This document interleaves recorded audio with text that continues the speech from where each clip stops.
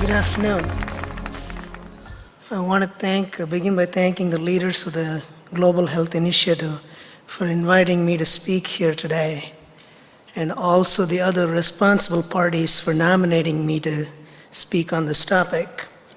I believe on account of my passionate interest on the topic, as opposed to my scholarly pedigree on the subject, or perhaps comic relief.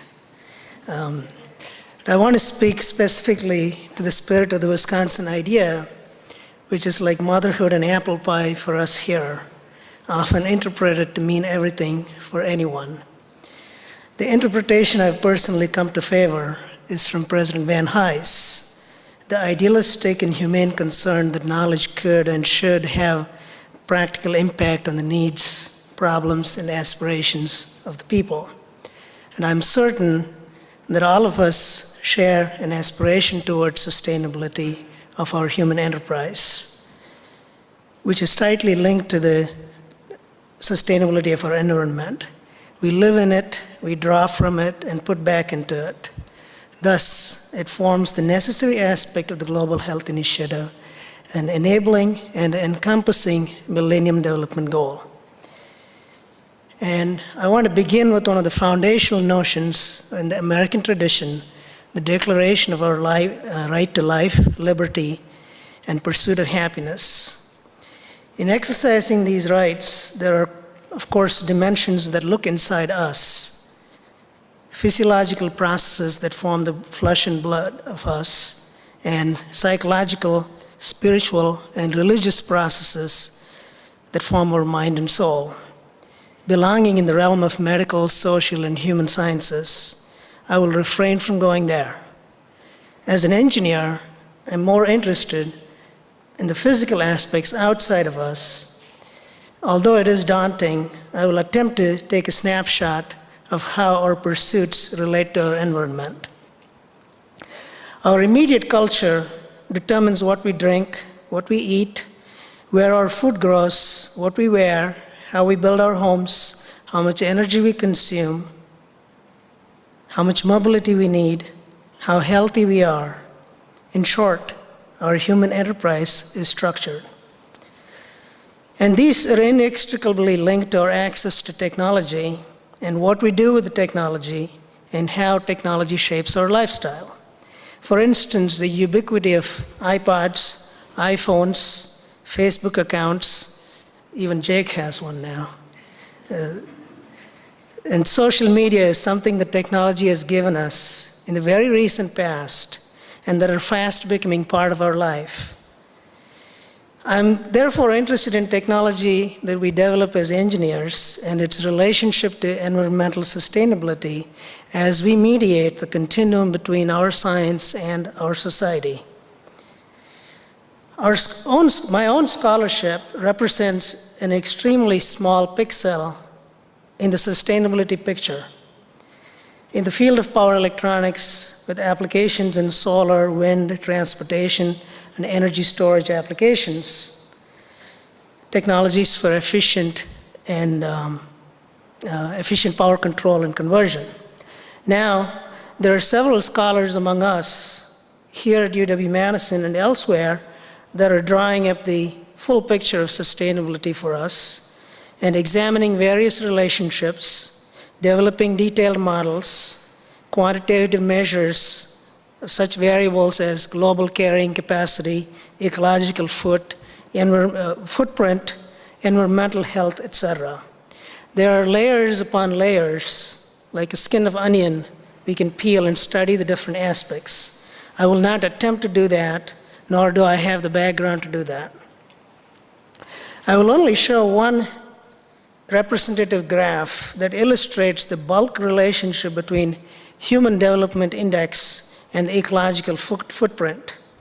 This one illustrates the fact that we can have comparable levels of human development with disparate levels of ecological footprint. Say you look at USA and Cuba.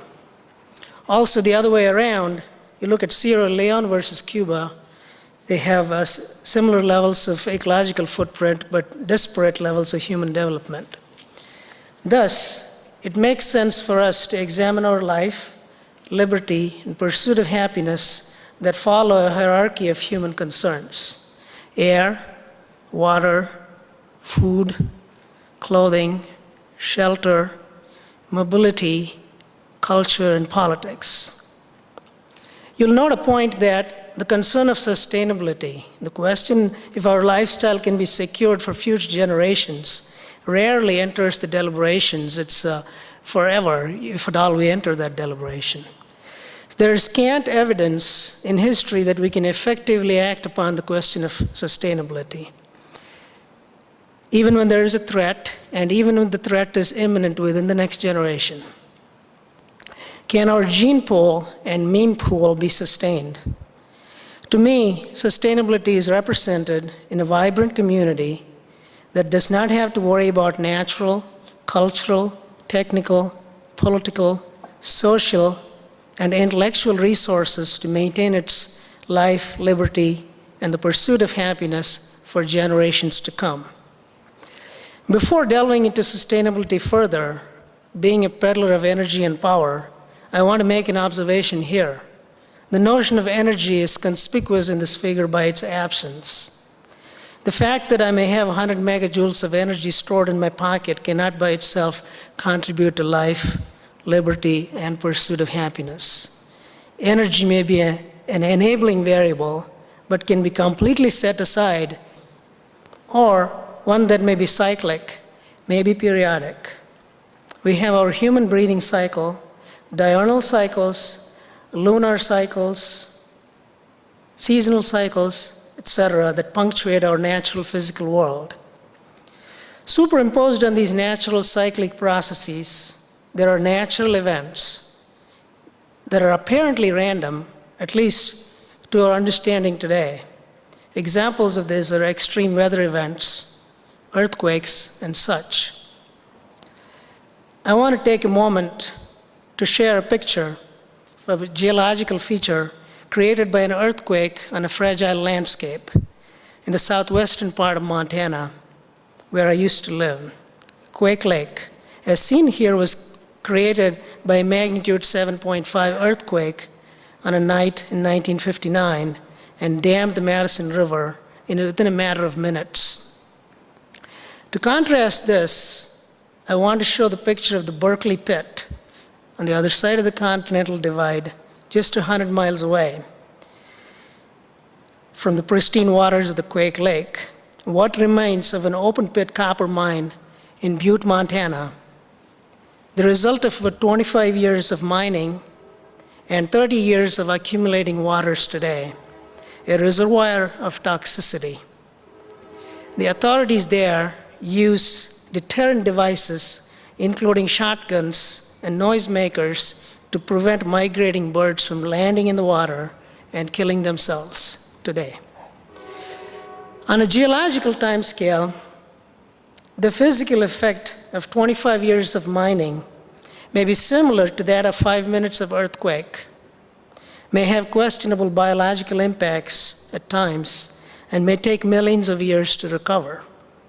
Such non-cycling events are unstable or unsustainable.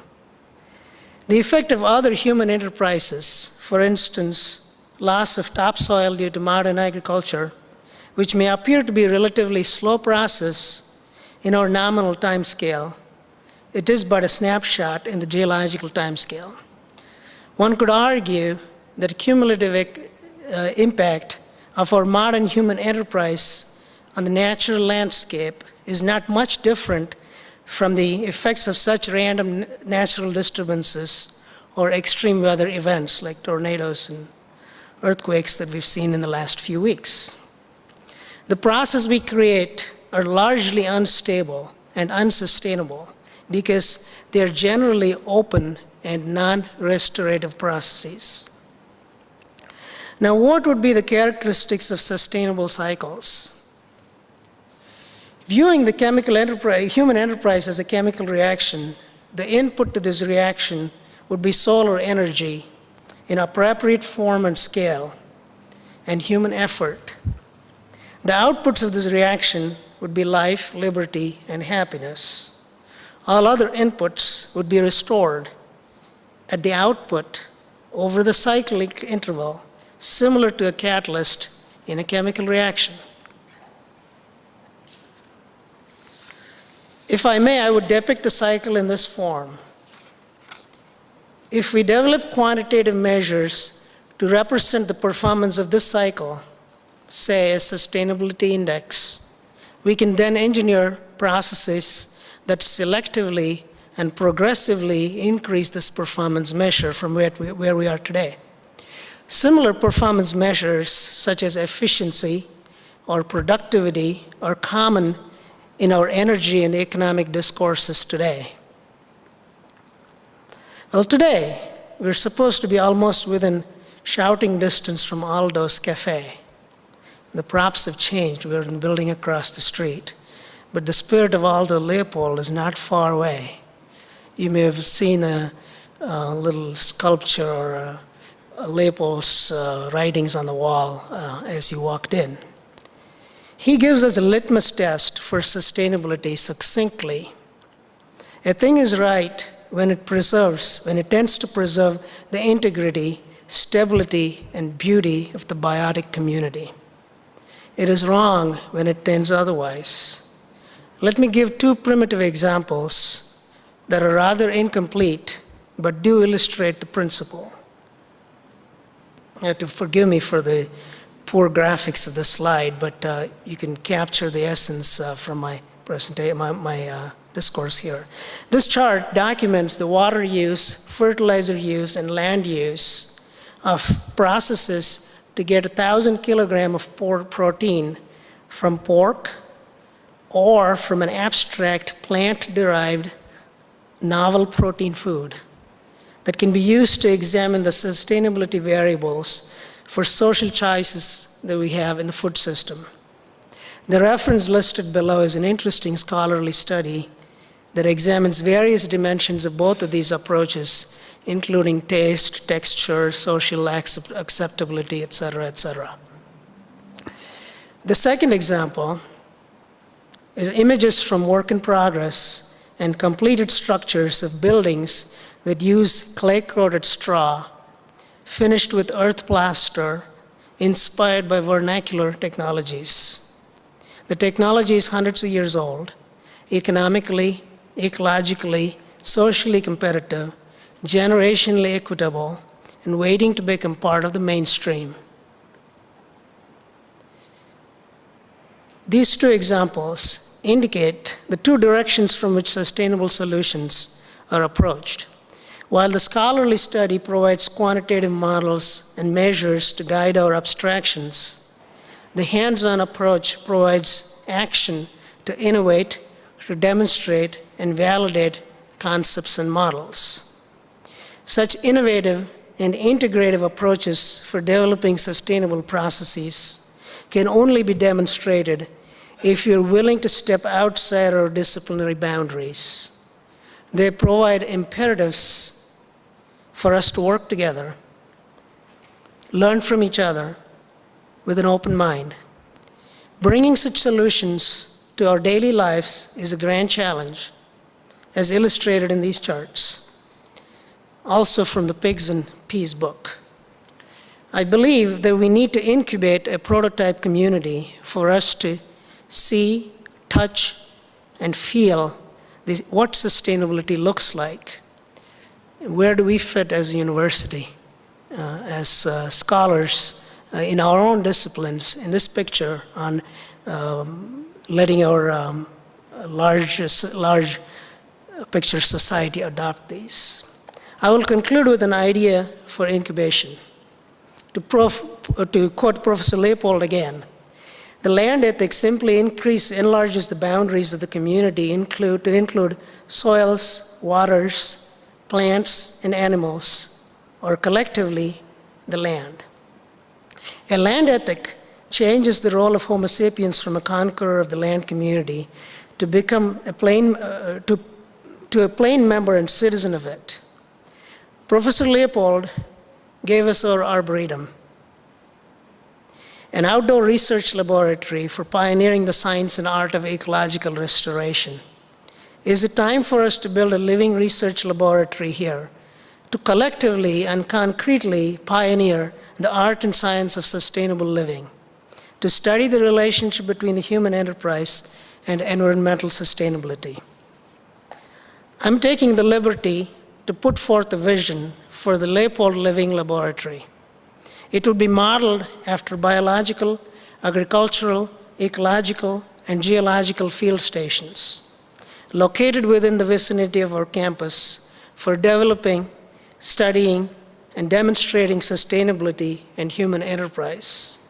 At the field station, with public participation, faculty-student teams across departments and colleges will conceive, implement, design, build, evaluate, refine processes ranging across topics such as agriculture and food sciences, building design and construction, water use and restoration, energy systems, health, etc. If we don't do it here at the University of Wisconsin, who would? Thank you.